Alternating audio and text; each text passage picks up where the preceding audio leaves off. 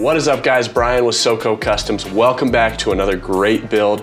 We did this for the Castle Rock group of dealers. This is a 2023 Chevrolet Silverado 1500. That 2022 facelift was a little bit more slight than the GMC counterpart, but still looks awesome. We sent this truck up 6 inches on the Rough Country kit. The customer did opt for spacers up front instead of the full strut because these shocks were brand new, maybe 1,000 miles on them. As we've said before, the Rough Country kit is great in that it's very modular. You can start off, save a little bit of money on the spacer, and then go with the lifted strut when it comes time to replace your shocks and struts. You can even opt for a monotube, which competes with the likes of the Fox IFP shocks and things of that nature. Or you can even go with the full Vertex V2 shock if you're looking for that remote reservoir type performance. The wheels are a 20x10. They are the Fuel Quake in this black and red pattern.